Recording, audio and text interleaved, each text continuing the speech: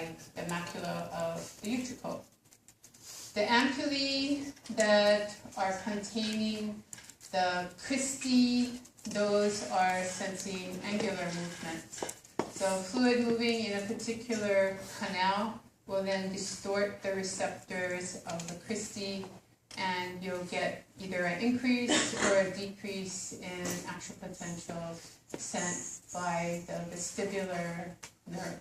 So we have a vestibular nerve and we have a cochlear nerve for hearing, and then we have the afferents that are going to control tensor tympani and stapedius muscles.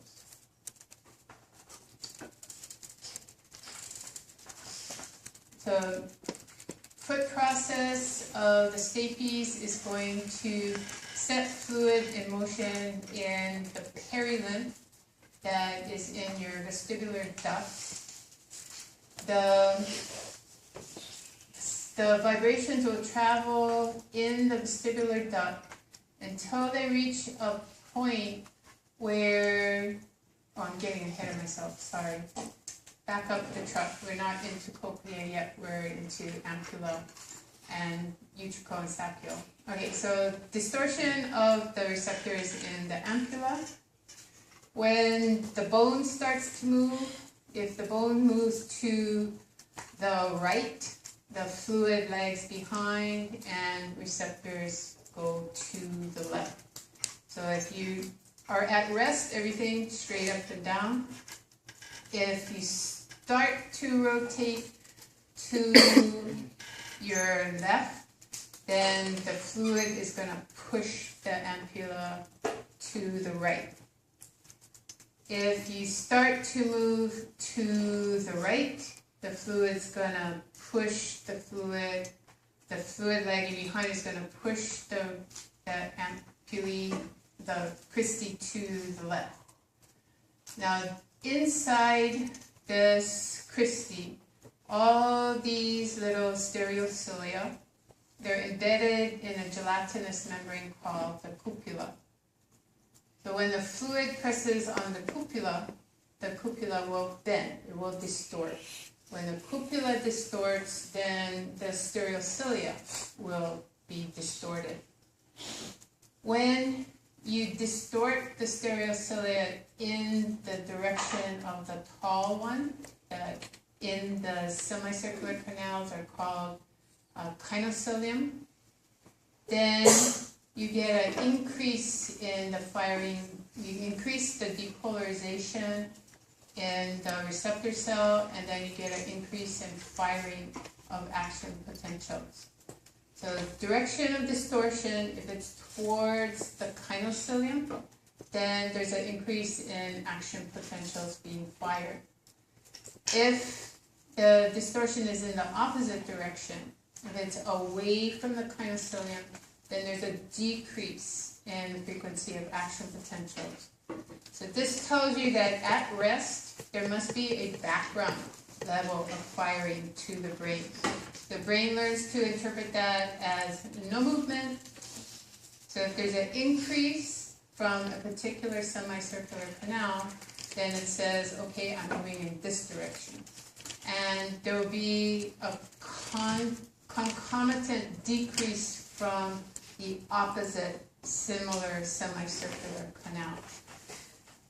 The brain learns to put that information together and it can interpret the direction of the movement. Yeah. So were you saying that it would have a contralateral effect? So if you're moving in a particular direction where you get one semicircular canal activated the greatest, there's going to be another one on the opposite side that's going to be inhibited maximally. So your brain learns to put that information together and determine the direction that the head is moving.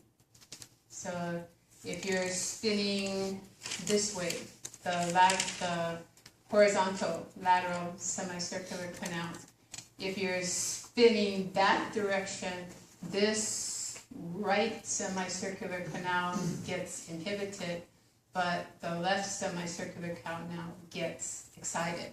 So So the brain gets opposite information from both sides of the vestibular apparatus. It learns, even with your eyes closed, somebody else is twirling you, you know which direction you're turning. Of course, there's more information than that, because they'll be pushing on you or moving something, and you're sitting on a stool and feel a distortion on your bottom.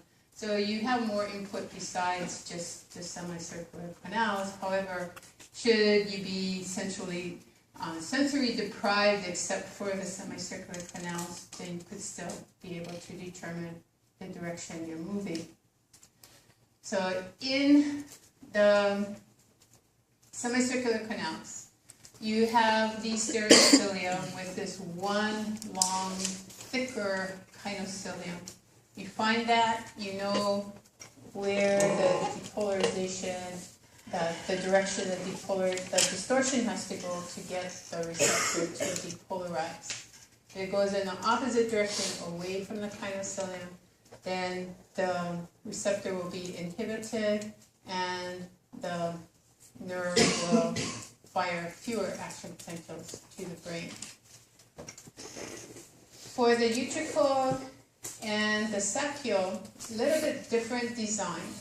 You look in there, the receptors are very similar. You have a tall stereocilia and they taper down to the bottom.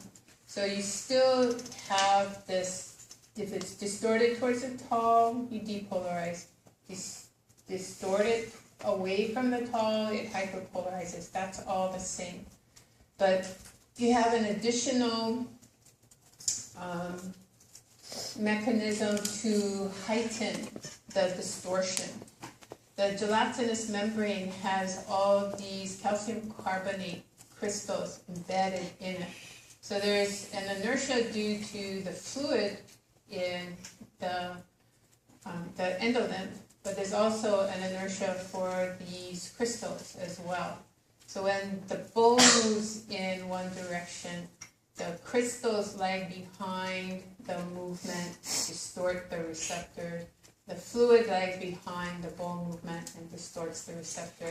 It's got a double whammy for the stimulation or the inhibition of vertical and horizontal movements. So theoretically, if your nervous system is wired well, you have faster reaction times. The greater the distortion, the more precise the input to the brain is, whether you're moving in the appropriate direction or not, you can integrate and fire back and stop the movement if you need to. So you put your car in gear and you put in reverse, but you thought you had it in drive. You step on the gas and you start to go backwards and you're going to run into something, so your reaction time, you stamp on the brake and stop. Or if you put it in drive and you thought you were going in reverse, so you're starting to go forward, reaction time is very heightened. So as long as you're wired properly, you can stop that movement within a couple inches or even less, I suppose. So the more lag time, or the greater the lag, the greater the sensitivity of the receptor to that particular movement. Vestibular ganglion will collect, the cells will, the afferents will collect information at the cell bodies in the vestibular ganglion. Then axons will fire via that vestibular branch of the vestibular cochlear nerve to the vestibular nucleus. We have a vestibular spinal tract. So that automatically, once the input from the vestibular apparatus gets to the brainstem, it's already going to help you with motor control that will help you to maintain your balance or to help control your body movement in space while you're tumbling or twisting or turning. So got some righting mechanisms, some adjustment mechanisms that will happen subconsciously.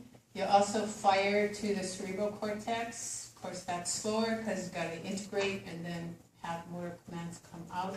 So the vestibular spinal tract, you get some adjustments that are happening really quickly. And then if your brain says, well, that was a stupid move and we need to fine tune it while you're in motion, then the motor output can help. Where else does information from the vestibular nucleus go? Cerebellum, which is involved in motor control. It's going to also go to the red nucleus.